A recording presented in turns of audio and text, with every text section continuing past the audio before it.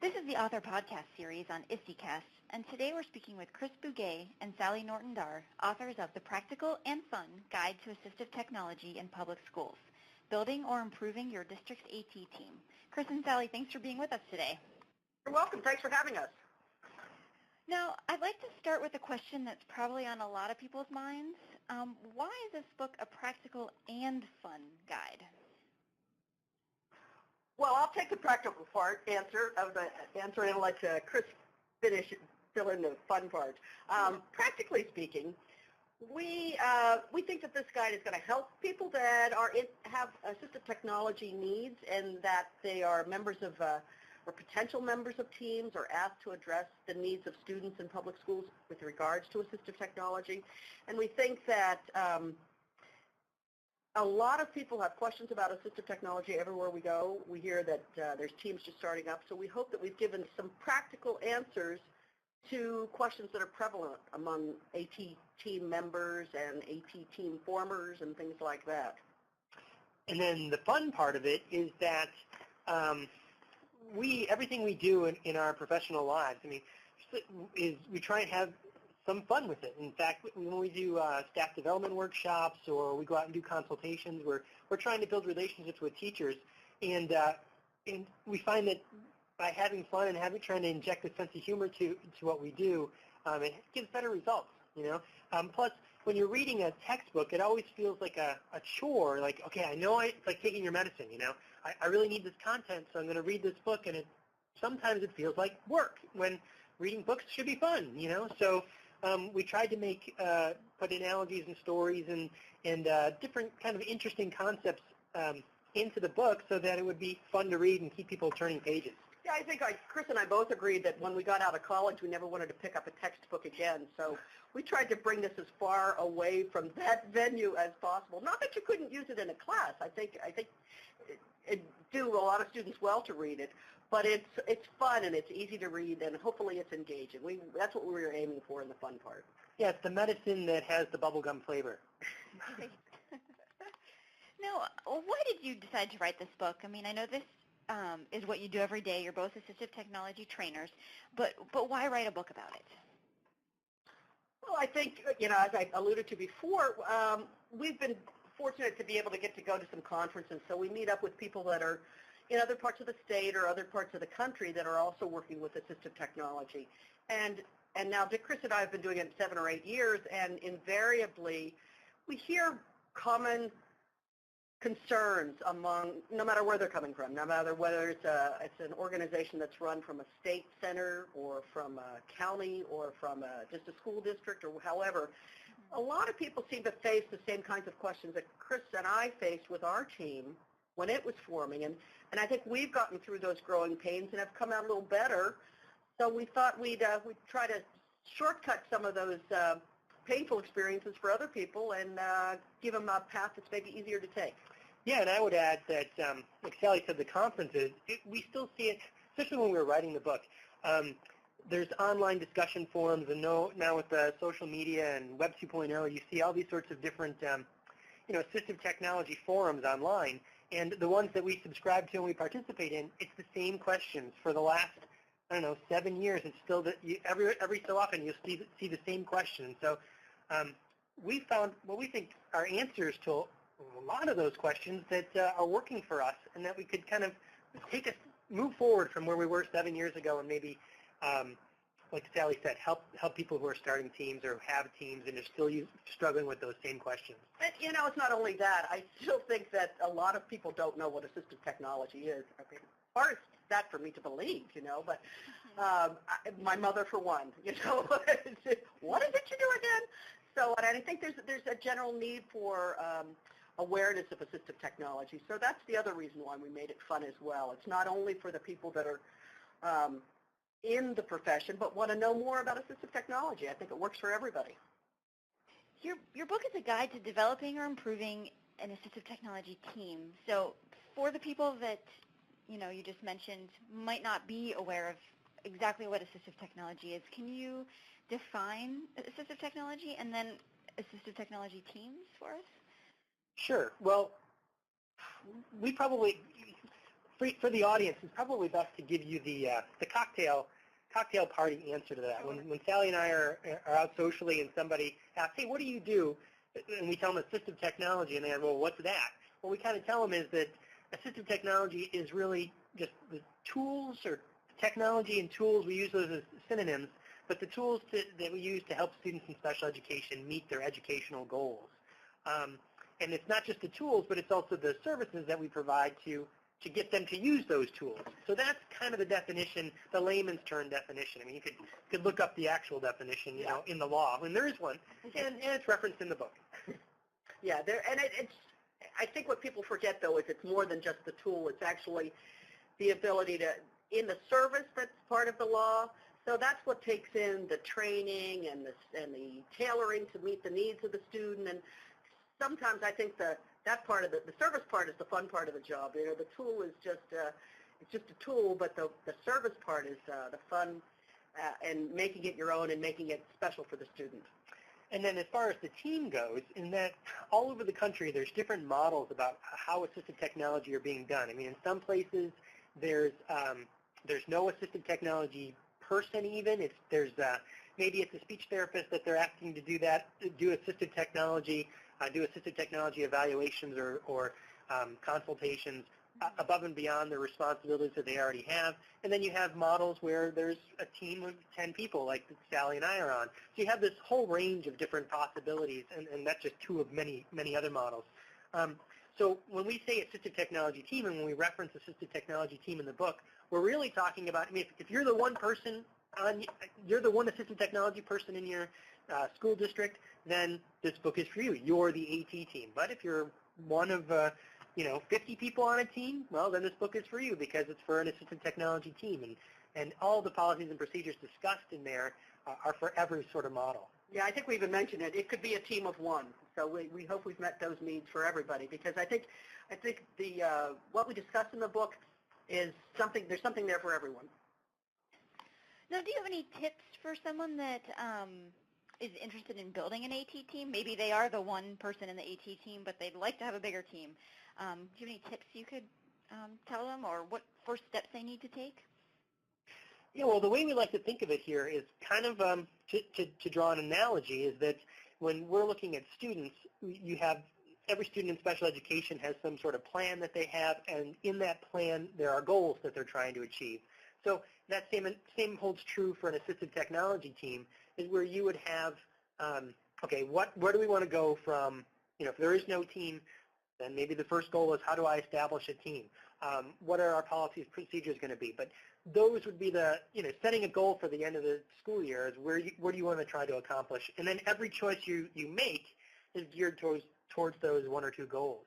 I guess it's, in popular terms now these days, it's kind of a mission statement, but I think you really need to put a goal in sight to keep you on the right path to get there.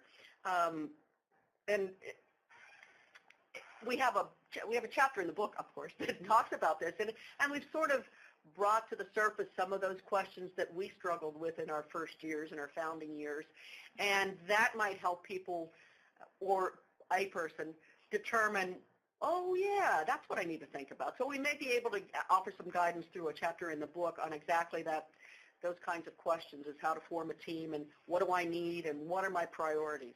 Yeah, I mean, I think what you asked was, what's a tip we could give? I mean, for instance, one big misnomer that I think many administrators might have is that okay, well, if I had an assistive technology team, that would cost me so much more money because I'd have to pay for the team. So, and in the book we talk about how really the team, if it's done right, can actually save the school district money, in that you're not buying technology that's not being used or it's the wrong technology for students, but you have people that are kind of vetting those choices so that you're streamlining it and making sure that the technology that you're buying is the appropriate technology. Yeah, and I think it's also important to educate people. And we do a lot of that, and for many reasons. It helps people realize that assistive technology can be in every classroom in one form or another. So there's a lot of ways to sell yourself, and let people know what assistive technology is, and that helps you gain support too, because it's so beneficial to not only students in special education, but there's kind of a run-over effect that it really touches all the students, and it helps everybody learn a little easier, hopefully. Now, how about tips for an AT team? Somebody, or group of people that are already an AT team, but they want to improve what they're doing. Do you have recommendations or? Yeah, of course we do. I think number one, and this is what I hear so much, is that people have their hands tied because there's, of course, not enough time in the day. That's the number one complaint. If I had time, I'd do that. I wish I had time. Well, here's our tip number one, and we'll hear cheers. You'll hear cheers when we say, don't go to IEP team meetings. Yes, I can hear them now. I think that really holds people back, and it's true. An IEP team needs to be aware of the assistive technology, but in order for the team to address those needs, they need to know about it. So we do our preparation and homework ahead of time, but we don't attend every IEP meeting, because if you do, you'd never do anything else but attend IEP meetings. Right. We spend our time more educating the teachers, making them aware of the assistive technology that's already available in their classroom. They might not already know it exists. By focusing our time there, we really empower the teacher to become the assistive technology professional or expert in their own classroom. The other big tip that I would say is to cut that. The other big thing that I think other assistive technology trainers out there in the country or in the world would say is they're spending so much time writing evaluations. Go out, see a student, write up the report, and how long does that take? And that's one of the big things we've been able to do on our team is to cut back the number of evaluations we've had to do by doing a consultation model. In fact, the way it works in 50 words or less is we just have a conversation with teachers. Whenever they have a concern about a student, call us. Don't write anything down. Don't do any paperwork. Just call us. We'll start a conversation with you, and that's how we start our services. Yeah, in fact, we like to spend as much time as we can out in the schools and not out in an office, but even if we have paperwork to do to try to be school-based in a way. I mean, not that I have an office in one school, but invariably when I'm in a school, I'll see some of the teachers and they'll say, oh, I've been needing to ask you, Sally. And right there, by me being there and me answering that question, I probably just shortcutted an evaluation that might have been down the way and might have been bubbling up in somebody's head that doesn't really come to the surface until the IEP meeting or something like that. But I think we try to have as much face time with with the teachers and staff in the schools. Now, last but not least, I want to get back to the fun part, because in your book you have some really great analogies. You talk about clones and alien attacks and, using or a story about assistive technology tools at a tattoo parlor. I like that one. So I was wondering if you had any fun stories for anyone today. Well, yeah. Let me think. Which one first, Sally? we did a little thinking about this. I'll tell you my heartwarming story. But it was just this week. I worked with a little boy who has some learning issues and has a difficult time, really difficult time organizing his thoughts and paying attention and writing. I've never heard of that student. Never heard of that student, right? That's the only student in the country that has that problem. And a couple of the things I suggested was that he had a lot of great ideas and really good verbal skills, but just couldn't get them down on paper, so I suggested that he record his voice into a Microsoft Word document. And he's a third grader, and he just thought that was the coolest thing in the world. And then we also talked about maybe using a little portable word processor, because writing is very difficult, physically difficult for him. Well, he was so thrilled. We had such a good time with him, and it turned from a student who came to me with just thinking I was a principal or something, absolutely in fear, like, who is this and what have I done wrong, to just elated with the tools that we had brought him. And in fact, he asked me, I said, you can go share this with the classmates in your room. He said, oh, I could be the captain of the team. And I said, you sure can. And he was walking on air when he left the room. So that was kind of fun. So that's one of the stories we have. And that's one of like hundreds of success stories we have of students using technology. And that's, like Sally said, that's kind of, stuff that's already available in the classroom that he's using. Now, on the other side of that is the team aspect, and that when we have a new assistive technology team, Sally and I have been on the team for a long time, so we've seen a couple new people come in. Part of it is the hazing process. You got to haze new people on the team. So one of the things that Sally and I did was to take a plate switch, which is, if you picture like a light switch, but it's flat and it has a wire, and we took this flat switch and we hooked it up. We put it underneath our new team member's rug. So whenever he would sit down in his chair, the light that by his desk would flick on and off. So he would roll his chair like a little forward. He would hit the switch. It would go on and off, on and off. Because it was under his desk, he didn't know what he was doing. He was just sitting in his chair. The light kept going on and off and on and off. And it drove him nuts for at least a day. And Sally and I just kept looking at each other like, yeah. So that's the kind of practical jokes you need to pull on people when you're in an assistive technology. Oh yeah. Here's another one. Now, Chris is famous for his practical jokes, but you have to imagine that we had this huge, big push in our county, and we have a big county. So this big piece of software is coming in, and they're rolling out to help write IEPs, and it's major. And we go to training for weeks, and then there's meetings and more meetings, and really it doesn't get up and running until about 2 years later. And by that time, tensions are high. Everyone's waiting. And so to help teachers through this process, they've established a help desk. So after school, you can call this help desk if you have questions. Well, guess who gets to be the first one on this help desk? And meanwhile, we've been trained 2 years before that. So I'm the first person on the help desk. And I'm a little nervous because I've never really done this before. And I know it's important, and there's a lot of writing on this big software because we spent a lot of money on it.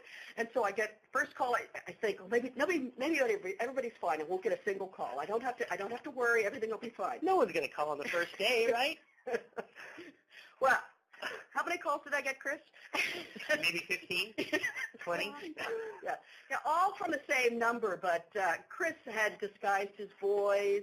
He had pretended. He called me 15 times in this an hour and a half hour period, all with different problems or complaints, disguising his voice, and he'd hang up. And I'd think, oh, Chris, and I'd hang up, and I'd think, okay, that was funny. And then it would ring again, and I'd get all upset because I think, oh, no, somebody needs me. And then it was Chris again.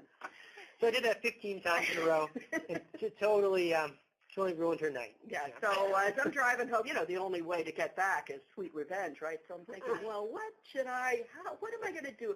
How do I get him back? And, like a vision. It was just clear to me that this was my first chance to really deliver a pie in the face.